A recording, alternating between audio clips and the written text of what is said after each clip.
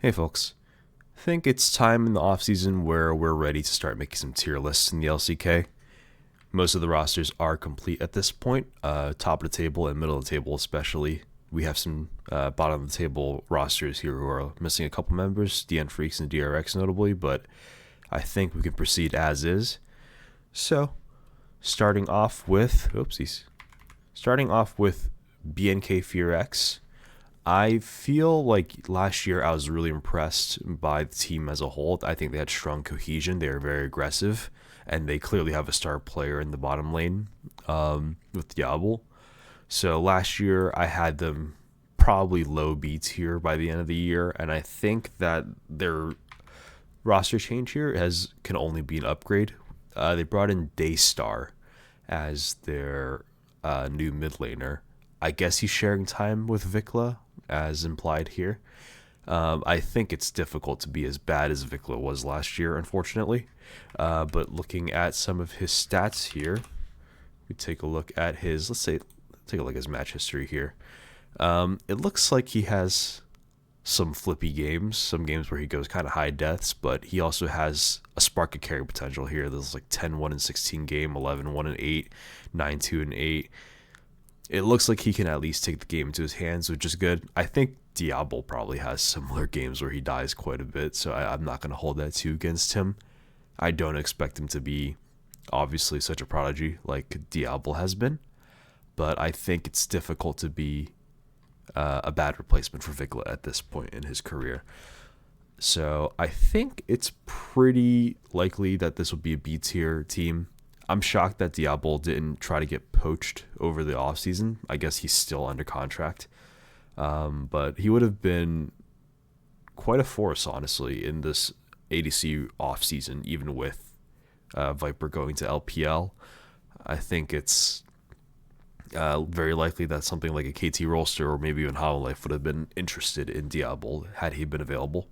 So, sucks to see him kind of stuck in a mid-tier team for a second year, but he is seeing an upgrade overall, and he does have good synergy with Kellen, and Raptor and Clear have shown that they can perform, but I think they just need a little more experience, which I guess the first year gave them. So hopefully we'll see that this year they come in and they're a little more put together. And yeah, they did lose their coach Ryu to Gen.G, which could be a big deal. It doesn't seem like they've signed anyone to replace him yet. But, I think it's pretty impressive when a coach is able to bring a mid-tier team and contest some higher-up teams. So I think Ryu will probably perform well in Gen.G, but we'll get to that in a second. Next up is D plus Kia. I'd say D plus Kia is, I want to say, around the B tier as well. I'm not impressed by their performance last year. I think everyone had them a lot higher up at the start of the year. But their roster changes are really good. Smash and Career, massive upgrades, I think. Especially Smash, we've seen that he can perform really well during his time in T1. He's kind of a high resource carry type of player, so perhaps that can be stylistically a little conflicting. But aiming was already kind of doing that to begin with, but probably just not as good. So I think for D plus Kia, Smash is probably a direct upgrade, and I don't know anything about Career really, but Barrel was really running it towards the end of it. So let's take a look at Career real quick. I mean, these are impressive stat lines. Just at a glance, it looks like he has a pretty wide champion pool. I'm seeing Alistar, Nico, Bard. I'm seeing a LeBlanc. Wow, that's crazy. 18 minutes they defeated Team Japan. Okay, that's probably not that relevant of a stat point, but it's still funny to see. Yeah, it looks like he has a lot of the common supports, which is good. He has Leona, he has Rel, he has Bard, he has Rakan, Nico. Those are all like meta staples at this point. So if he can play those to a reliable degree, that's really solid.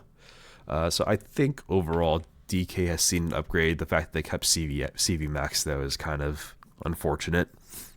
Yeah, I think I have to rate them higher than Fear X due to their just their bot laners, and if Showmaker shows up again, I say again as if he did last year. If Showmaker shows up as he did in years past, then I think this roster has some potential. Lucid and Siwoo definitely still showed some sparks of life, but I'm not optimistic given how that video turned out, where no one was talking on the team and CV Max was being CV Max. So I'm gonna keep my expectations low, but we'll see. Next up, DRX. I think it's very difficult to put DRX any higher than C. Especially because the roster isn't completed. Vincenzo, I've heard great things about. He was on the T1 Academy or T1 Challengers. I forget what they're called, but he was pretty impressive there. Let's pull up his profile. Vincenzo. Oop. Am I spelling this wrong? There we are. Yeah, so yeah, it looks pretty solid. And he has some high carry games. Looks like he really specializes in carry junglers. I guess some Vi here as a more supportive pick, more team play pick. Oh, he has an Ivern game in here. That's interesting. Poppy games. Okay, yeah, pretty solid. Champion pool, pretty solid stat line. Obviously, this is in the context of challengers, but seems like he's still performing very well. Looks like he's performing well above tier 2. So I think he's a good pickup, but I don't think he alone can save the roster. Jiwoo, man, it's sad to see Jiwoo drop as he has dropped. He was really hyped on Nongshim a while back. Not last year. Last year he was the worst performing player there. But how can they round up the roster to kind of save it? I think if they picked up Calyx, I was pretty impressed by Calyx last year. And I don't know who's even available top lane, honestly. It looks like no top lane moves happened really this year. Morgan's going to LCS. So yeah, I'm not sure how they'll round out this roster, but I think this roster is pretty doomed. In fact, I'm thinking contesting for last place. All right, next is Gen.G. Gen.G made no roster changes aside from their coaching staff, which I think is only a plus for them. A lot of people criticize their drafting all year. And I think it is, at this point, with these 5 players, it's difficult to look elsewhere other than the coaching staff, right? All of these players have shown insane performances. And I know there's been a lot of criticism against Canyon recently, but he's still like a contender for the Go Jungler. And there's a reason why Gen.G fought so hard to keep him this offseason, right? I mean, Hama Life was really going for Canyon this year. So I think you can still rely on this roster to pretty much stomp LCK. But they still have those nerfs to get over internationally. Keen last year was my player of the year. I thought he was insane. He looked even better than any of the players on his team. And Duro was obviously like the breakout star of like the rookie star of last year. So I think those two I'm keeping my eye on again. Duro, I mean, people see a sophomore slump all the time. So Duro, I don't see that happening to him, but it could. So we got to keep that in mind. Chovy last year was a little bit less stellar than in 2024. The ADC mid-meta back then was really good for him. So I think depending on the meta, he might peak really high again, or he'll reliably deliver you an 8 out of 10 performance at least. So, yeah, Ruler is Ruler. I think you can count on Ruler to be pretty good. I do think that Ruler often gets caught out, and that kind of gets brushed under the rug because Gen.G just performs well. There's a reason why the Ruler spot exists, right? And not so much these days. He's not getting picked out at the Ruler spot these days, but it's still an important thing to note that like if your ADC is getting picked, It makes things more difficult. Uh, yeah, it's really hard to have faith in them to win Worlds again, though. I mean, given what happened last year, like no one thought that this team could ever lose before even grand finals, and even losing in grand finals would have been considered a failure last year. So I think there's nothing I can say except that Gen.G needs to win Worlds this year, or else this is a massive failure. Um, it feels bad to say that. It feels bad to put that kind of pressure on them, but it's the truth, right? No one looks at this roster here and thinks that, you know what, semifinals is good. It's just not a thing. So we'll put them up in S tier. I think they'll stomp LCK. I think they'll do really well in MSI. They really need to show what they have at Worlds, but their expectation should be that they do really well at Worlds. All right, Hololive is up next, and they're the most hyped team for me this offseason, mostly because they had the most moves. So they signed Gumayushi, and then they signed Kanavi. I think those are massive signings. I think a lot of people will immediately look at Viper to Gumayushi and think, wow, that's a downgrade. I think that's actually not the case. I think Viper is a really strong player, but I also see him as a kind of a game warping player, as in he kind of warps the team to play his game. And I think Gumayushi is kind of the opposite of that, actually. I think Gumayushi is pretty flexible and can play whatever role. I know a lot of people criticize his hyper carry role, but he's kind of shown that he can play the Kai'Sa. He's been spamming the Ezreal and solo queue. He's shown some Zeri games. I think at this point, the culprit is more so T1 than Gumayushi. There was a while back, he had a Zeri game that he got extremely fed on, and then I think no one else on his team was really able to peel for him, which made it very difficult for him to actually carry. Maybe I'm coping a bit, but I think those weak points in his champion pool are not as big as people say. And it's only 3 champions, to be fair. A lot of people can't play a lot of champions. I'm looking at a couple other players on this team who have those problems, but we'll get to that in a second. But he in the Jinx and Aphelios meta, we've seen that he's kind of the best player at those metas. So I think you can rely on Guma to be more flexible than Viper, and I think that he'll have a better dynamic with Zeus, where Zeus wants a lot of resources, and not so much a lot of resources, but he wants to be isolated in the 1v1, so he wants junglers to protect that isolation. And Gumayushi is more of a low resource player, but I think he can take up the high resource role if needed. Yeah. Kanavi coming in is probably the bigger news, honestly. Not to disrespect Peanut too much, but Kanavi seems like a massive upgrade. I know Kanavi has a reputation for choking internationally as well, but domestically he looks insane. And now that he's playing in a, let's say, more competitive league, in LCK, I think it's realistic to expect him to keep his form more throughout the year. I think stopping LPL and then coming internationally and then, suddenly being faced with a little more challenging teams, it is a little jarring for him. So we'll see. I think we'll see a better performance from him overall over the course of the year.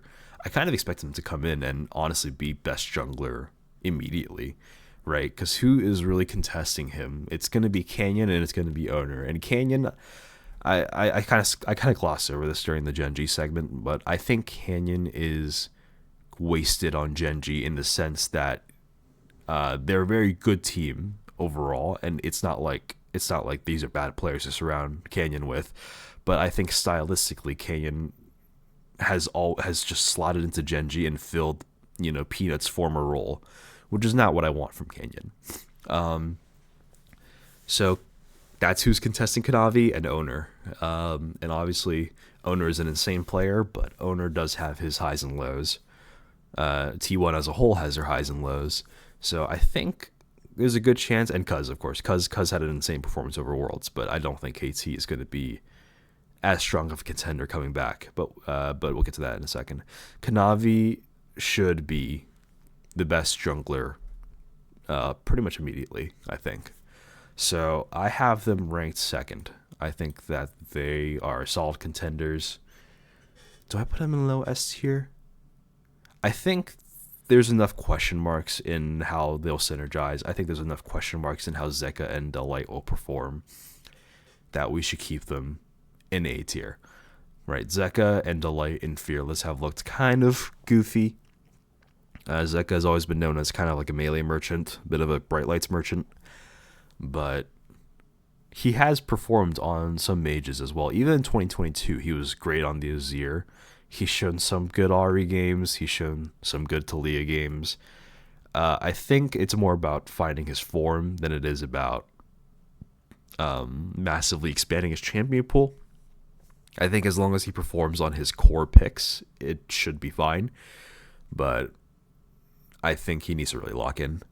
And Delight, also very similar to Zeka in that he's locked into a bit of one play style. He's been kind of role casted for sure. Delight's a bit of an engaged support specialist. He's great at the Rakan, he's great at the Rel. But that's also the kind of setup that really allowed Gen.G to perform in 2023, where he was kind of the primary team fight creator.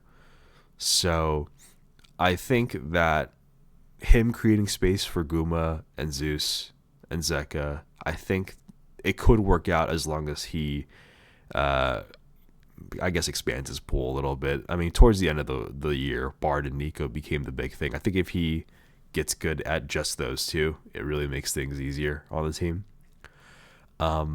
But yeah, it also puts some pressure on Guma to start playing the hyper carry role. So I'm interested to see how all of that plays out. But I think there's enough question marks where we're keeping them at A tier. Next is KT Rolster. KT just came off of Worlds Finals. I think people have high expectations for them still, but I can't really see them performing as well as they did at Worlds. I think no one expect them to perform that well to begin with. So I think it's kind of unrealistic to expect them to continue doing so. Overall, I think their changes in the bot lane are a downgrade. I mean, I'm not the biggest fan of Ducktom, but he was performing at Worlds. And aiming, I'm even less of a fan of. So I think this is just a straight downgrade. We're going to a resource-intensive ADC who can't really clutch it out. And losing Peter, man. Peter was kind of the soul of this team for me, no? I mean, like, BDD and Cuz were obviously the core, but Peter was the heart. And we're going to Palu or a role swapped Ghost. I mean, I've always thought that Ghost was underrated as a player, but I don't really want to see him role swapped in support. So I think this is a straight downgrade. I think if they kept their roster together, I would put them in low A territory. But I think with that bot lane change, it's very difficult to. I think they're in the mud with D plus and BNK Fear X. I think I'll place them. I think I'll place them at the top of that, mostly because BDD and Cuz are just insane. I think it's impossible to have a mid laner like BDD at this point and not be like top 4. So I think we'll put them there, even though this roster is a straight downgrade. This is kind of where they were last year, actually, at the end of the year. Sorry, not the year, before Worlds. So I think this makes sense. Any gains that they made at Worlds kind of got diminished by their roster change. So that's kind of the deal. Next up is DNF Freaks. I have Freaks as the logo here, unfortunately.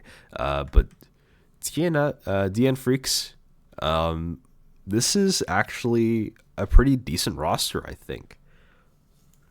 So Duckdom and Peter coming from KT after a Worlds Finals, so they already have built-in synergy there, and they are pretty strong. I actually really like Peter, and Duckdom can definitely have his carry moments.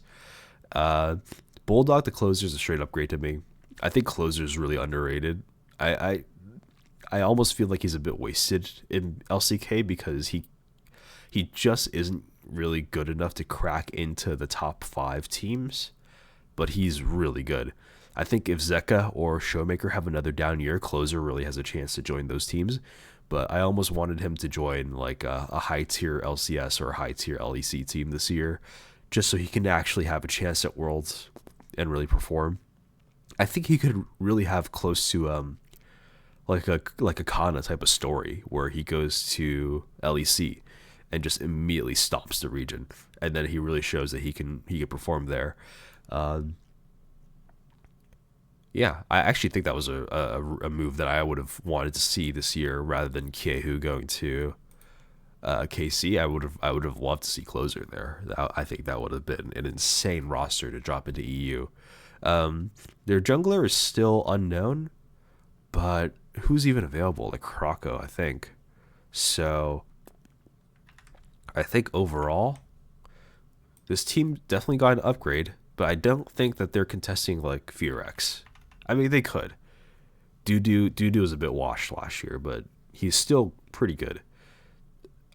I think given their jungler being like maybe Kraka,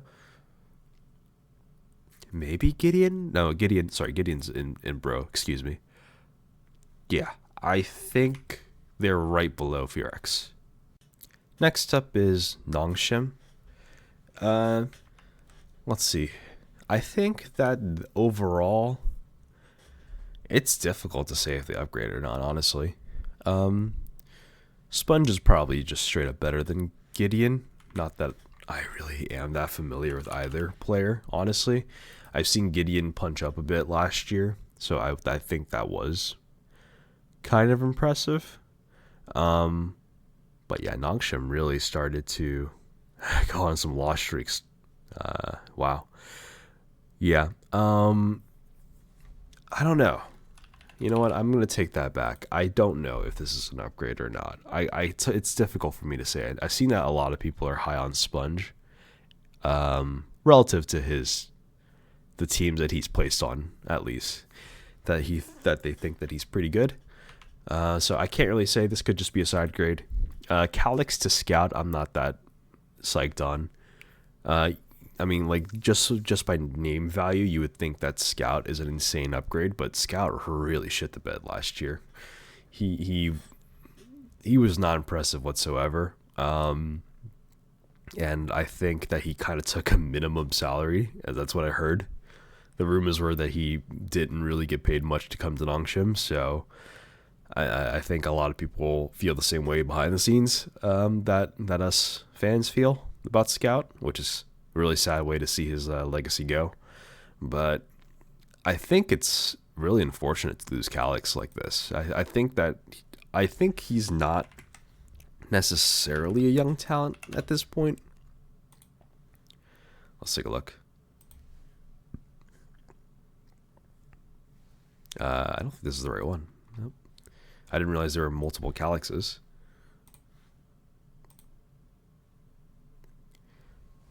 Yeah, here we go. Oh, he is. Wow, he's 18. Okay, maybe I was initially mixing him up with another player, but okay, yeah, no, I was really impressed by Calyx last year. I thought that he played really aggressively. I thought that he played with no fear, even against players like Jovier and Faker. I just saw him going up and looking for trades and looking for kills and lane leads. I was really impressed by Calyx. I think this is a big loss overall. Obviously, Scout has more proven value, but I don't think he's even close to his proven value. And I think Calyx has a lot more potential value that you could have gotten out of him. So that's just a downgrade for me. Yeah, and King and Lehens might be able to salvage this a little bit, but honestly, maybe if they get Scout to really perform again. But honestly, I'm not looking forward to seeing this roster. I think that I'll have to put them even below DN Freaks. I think I'm more impressed by the DN Freaks roster at this point. Yeah, I think I had to stick to that opinion. Bro. Okay, bro. We love bro. But holy shit, this roster is terrible looking. So casting was being subbed in and out with Perfect last year, and the top lane situation didn't look good at all in all of last year for KT until Perfect started really overperforming at Worlds. So I don't think casting is a great pickup. Morgan is going to LCS, so I guess you couldn't retain him. Krako to Gideon, that kind of feels like again, I don't really have a good read on these mid tier junglers other than they were all kind of like punching up at some point. So in my eyes, this is a side grade, but let me know if you guys think otherwise. Closer to Fisher is a straight downgrade, and I think a really big one as well. Fisher has never been able to perform up to any expectation. Not that people really have expectations these days, but Closer was a straight fire carry. So I think that sucks. Bull to Teddy is probably an upgrade. I feel that Teddy at this point really needs to stop hopping around these bottom tier teams and kind of ruining his reputation. I think Teddy was always a really good player. And I was really sad that when he left T1, he had just kind of went to shit roster after shit roster after shit roster. But at this point, this is kind of the path he's chosen. I wish he would just retire and become a streamer. Not because like, oh, he's terrible, he can't play, but because he's really entertaining and I want to see him streaming. But yeah, at some point in history, he was contesting with, the likes of Ruler and Viper. And it's just sad to see him go down this route. But I think this team is not going to do it. I don't even know who Namgung is. I'm not going to lie. I'm not even going to try to pretend like I've ever heard of this guy. Let's take a look, actually. 22 years old. Was on Gen.G Global Academy for a while. Gen.G Scholars, okay. Yeah, I don't have a read on this guy. So I think, it's very unlikely that this roster will perform. Contesting for last place for sure. Are they worse than DRX? Tough to say. Really tough to say, especially because DRX hasn't finished their roster. I think chances are DRX will end up being better. Yeah. All right. And the last team is T1. One roster change, which is Pays going in for Gumayushi. And they kept Dorn this year. I think there were there's a lot of hype pre-offseason that T1 would contest for Zeus again or try to buy out Keen. But I honestly think that Doran is a fine keep. I think that coming into next year, he's only going to perform better now that he has kind of already gotten his chip. He's already proven that he's good enough to contend for Worlds and also to contest these top laners. He's always been top 3 in top lane anyways. It's not like he's been bad. I think people really overstate his performances, his bad performances, and really understate his utility in the game. So I think he's fine to keep. You still have Owner, Faker, Carrier as the core. They kind of define the identity as a team. And I think that's where I'm nervous for Pays, where I think that it makes no sense to bring in Pays and try to mold him into a Gumayushi role. He's a very high resource carry player. He plays, like the Kai'Sa and the Zeri that they had wanted Smash to play. I think Pays is just a straight up better Smash at this point. And I think I've heard, I haven't really watched LPL, but I've heard that since he left Gen.G to go to JDG, that he had only refined his solo carry potential in JDG. So I think that Pays, if you're looking at raw firepower, Pays is probably an upgrade to Gumayushi. But if you're looking at clutch factor, if you're looking at team synergy, and how it all mixes, especially with the T1 identity, I think this is kind of going to be a cohesion growing pain here.